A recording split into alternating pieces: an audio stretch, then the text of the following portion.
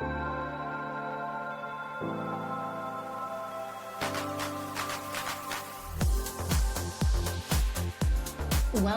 to the Dr. Nikki Starr Show, a podcast to support you in your spiritual awakening and personal development. As a spiritual teacher, healer, and intuitive coach, my intention is to empower you to live your ultimate potential and your ultimate life.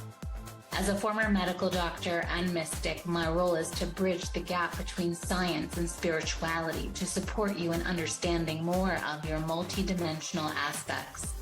I share on a diverse range of topics, and it's all to support your greatest becoming.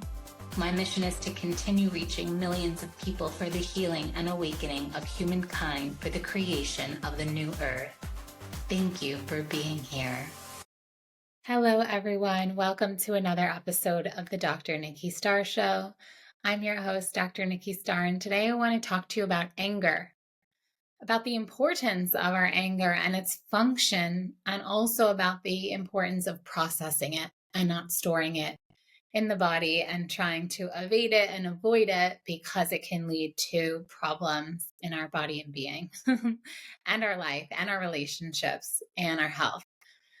So I want you to first know that all of your emotions are valid, that we as humans are multidimensional and we exist as a spectrum of emotions, and that includes anger.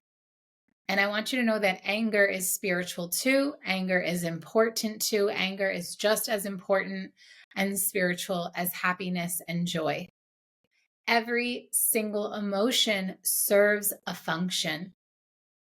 Essentially, our emotions are feedback from ourselves about what is happening around us.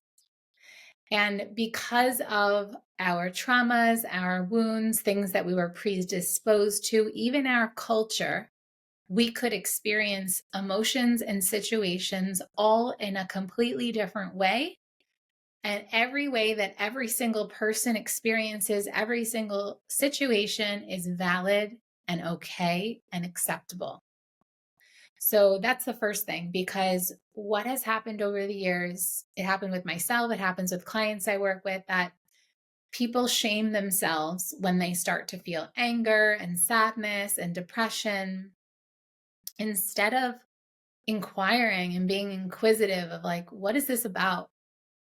Okay, I'm feeling this kind of way for a reason. Nothing in this life is by chance. Your body, your system is so intelligent. And that includes your anger too. So the thing about anger, so I really do appreciate anger. I feel like it's such a powerful emotion to feel, especially because anger serves the function of helping us to create boundaries, letting us know when something is not okay for us. We feel anger as a form of protection, a way to protect ourselves. Now, some people may have to go into anger management because they never learned to process the anger they felt over time as a child. Maybe they weren't allowed to express it. Their parents didn't create healthy outlets for it.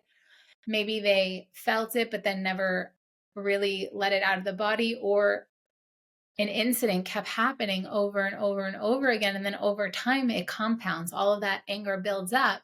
So then it's now trapped in the body. So emotions can get trapped in our body. And then as you go about living life, things of that similar frequency set your anger off because you never processed it. So the initial emotion of anger is good. It's giving us information, and it can become dysfunctional, and it can become a pathology, aka a problem, when we don't process our anger in real time, in the moment, and then it gets stuffed away.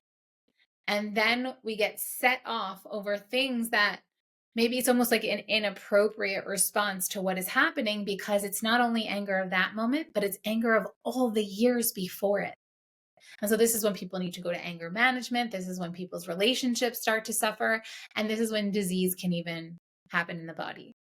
So anger and any emotion can get trapped in your body if you don't process it.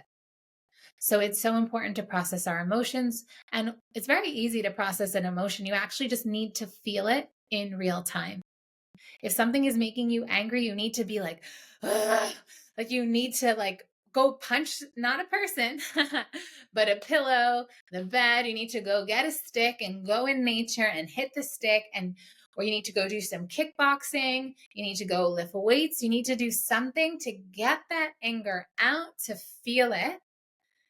And as you are feeling it, you can open. This is why meditation and mindfulness can be such a powerful practice to help you process emotions, because you can understand what it's trying to tell you.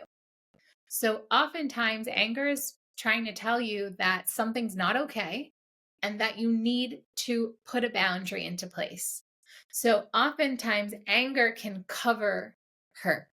It can cover sadness because it's a tougher, a harder emotion. And then when we're sad, we tend to be vulnerable. So in order to protect ourselves, we'll put the anger over the sadness. So it's like, that person hurt me and I feel sad, but I show anger as a way to create a boundary and as a way to protect myself, right? So sometimes we have to process two emotions. We need to get the anger out. And then once we get the anger out, then we're revealed the next layer, which could be sadness, hurt, right? And it's oftentimes traumatic experiences. And when I use the word trauma, it could seem like it's not that traumatic, but it is, especially when you're a kid, if something happened. We see a lot of anger even in when parents get divorced in kids. We see anger when kids feel like their needs aren't being met, like they're not being listened to by their parents. And sometimes that like acting out of anger gets the parents' attention because the niceness and the goodness and all that like didn't get the parents' attention. So you can exert more intense emotions to get attention. And then, of course, if anything was ever done to you, you were disrespected, you were trespassed against, your boundary was crossed. I would say that boundaries are a big, and any form of betrayal, any form of feeling taken advantage of. So even as I share all of those things, what do you want to do when that happens? You usually want to create a boundary and you really want to enforce the boundary. So the emotion of anger is really, really good for that. So as you see, anger is not the villain. Anger is giving you information that you need to create a boundary. And if you people please and people please and people please, you're going to get angry after a while, because what happens when you people please is you don't honor yourself and you put other people's needs and other people above and before yourself. And then it's only a matter of time, like a ticking time bomb, that your anger is going to get set off if something happens that goes against your boundary. And sometimes we can really just be angry at ourselves because we knew we didn't want to do that thing. We knew we didn't want to people please. We said no when we meant yes. We said yes when we meant no. And then we get angry because it's not in alignment with what we really feel. So I feel like when our inner world and our outer world are not in alignment, that's also when anger can show itself. And the way we process is never at a person. There are some relationship polarity practices. If you are a tantric practitioner and you want to keep masculine, feminine dynamics within your partnership, that there can be healthy ways to show anger. And there's always healthy ways to show anger. It's about keeping an open heart, but it's never about directing it at a person, like you're attacking them energetically with your anger. That will cause, it's like black magic. Emotions are energy in motion. So if you throw your anger at someone, that will go into their body. And then you can get rebound curses from that. You can also hurt yourself by hurting another with your anger. So that's why it's good to take a moment and go process your anger, unless you're in a polarity kind of relationship where you both together have the practices. And this is some of what I guide my couple clients on. So when a man and woman, they know the rules of the game and they're in agreement, there are healthy ways that you process your anger with your partner and you show it in real time. But aside from that, it's always better to take a break and say, hey, I'm feeling a little triggered, right? So anytime we feel an emotion that's kind of like beyond our control, that's in the spectrum of more of not so much like the love and light, but more of the anger and the hurt and the pain. So when you're in that side, you may want to take time, because it's when we're very emotional, it's hard to think. So it's hard to be logical. You might say things from the place of anger that when you're in your center, you don't feel, but coming from the anger, you'll say and then later regret. So it could be powerful and provide more harmony in your relationships if you take time to process your emotions by doing the things I said, like go to a separate room by yourself, punch the pillows, yell into the pillow, hit stuff, all that. Go, or if you need to go to the gym, you need to go for a walk.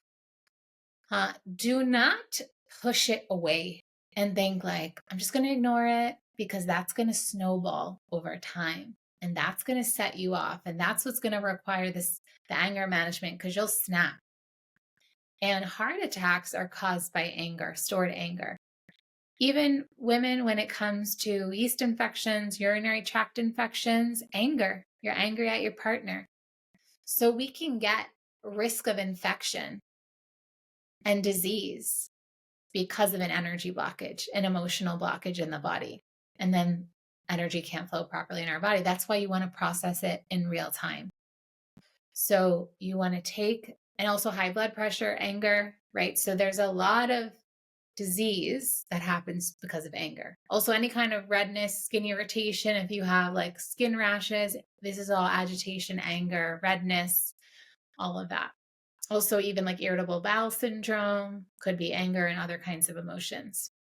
So that you don't trap it in the body, you go to nature, you hit things, you go lift gym, you punch a bag, whatever you need. Don't direct it at a person.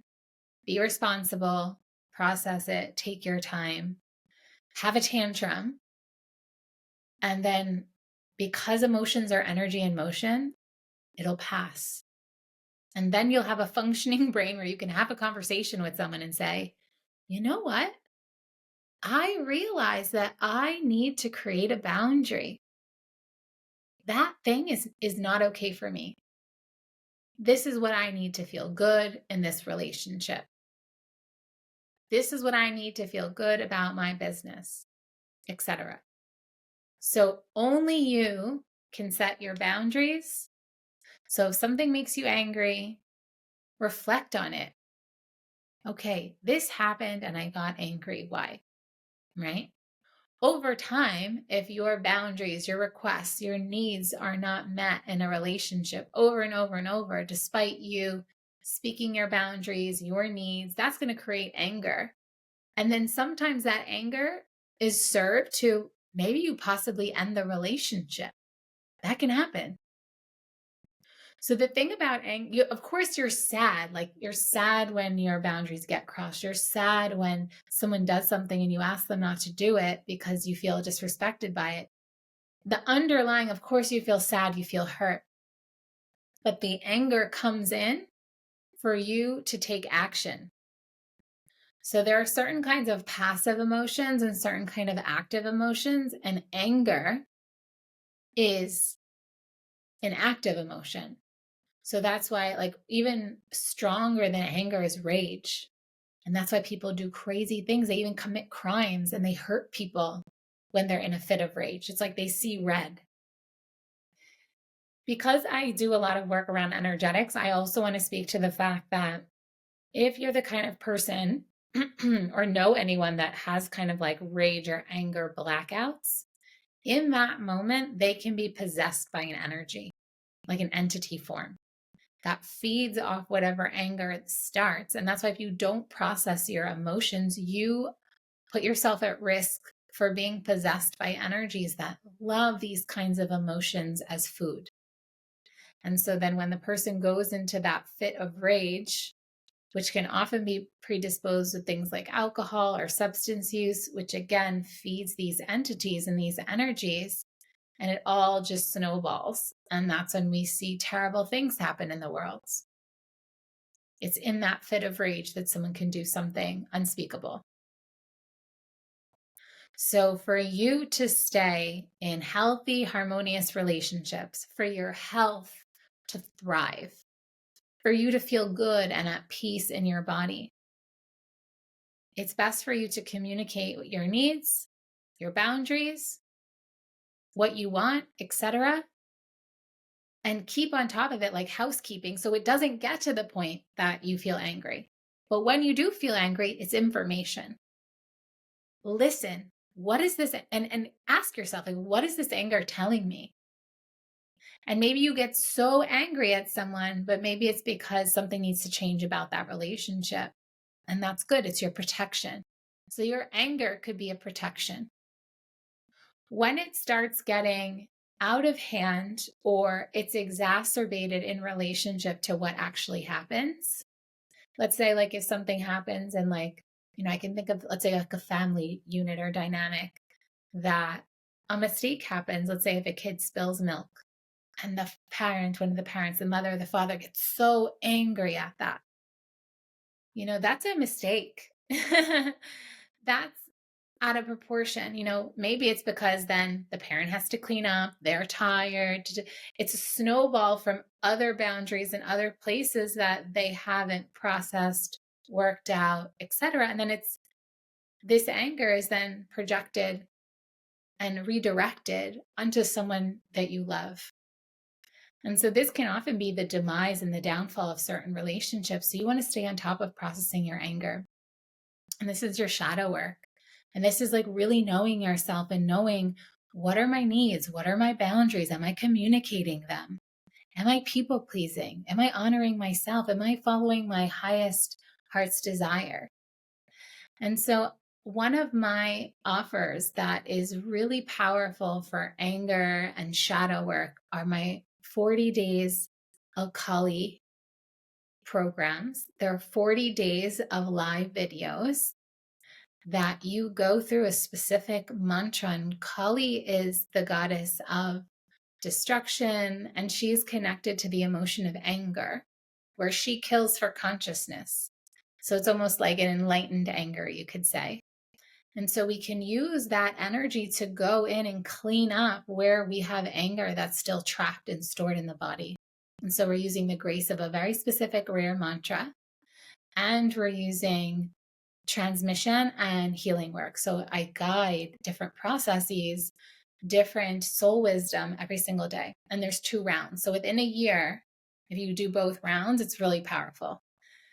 Or it could be one year, one the other, because it is a 40-day practice. So you'd have to dedicate 40 days to it, And then I also have the 44 days of compassion. So one of the ways we can help to counterbalance our anger is through the practice of compassion. So that 44-day practice also uses the mantra and goes through different ways to embody compassion, even more compassion for self and compassion for others. Because when we have compassion, right? So if someone spills milk, we have compassion. It was a mistake. We're less likely to get mad, right? So it's both. You want to do the excavation of the trapped anger that you're holding on that could be affecting your romantic relationship, how you parent, how you are in the world, how you are in your work and your business. And you want to do the work to, in the moment when things happen, have the skill set to manage any anger that might present itself. So I also do this in my one-to-one sessions. And I also find that building a strong meditation practice, I have my Meditation for Ultimate Living course. I find that that's also another really powerful way to be able to track your emotions, so that before you react, when you feel it arise, you have certain techniques and things you can do, like you're your own therapist. I also share energy protocols in my Ultimate Energy course. So all of this emotional intelligence work is weaved throughout all of my offers. So I have different ways that you can do that work. You can just get things a la carte. I have memberships. I have the one-to-one work. So definitely reach out to me if you've been wanting to work on your emotional intelligence even more. You've been wanting to process out anger that is trapped, that that is like stored because it wasn't safe to express it at another time. And you're ready to do the work because you know you want harmonious relationships. You know you're here to live your ultimate life. You're here to live divine union, the best romantic partnership, and you want to be at your best so that you can show up to everything that happens as your highest self. And so with that, inside the bonus content, I'm going to guide you through a really simple, beautiful, easy way to clear out anger. And you can actually do this with any emotion. It's a tool that I really love that has helped me over the years. And it's a meditative tool. And so I will see you inside the bonus content. And I provided the links to all the courses that I've mentioned below. And so thank you for showing up here. Thank you for doing your personal development work. You know that as you grow and evolve and you become your brighter, best self, people in your life notice that and you inspire them to do this work too. So thank you for going first and being a part of helping to create the new earth where there's love, joy, peace, happiness, harmony, abundance for all. Big kiss to you, and I will see you next time. Bye for now.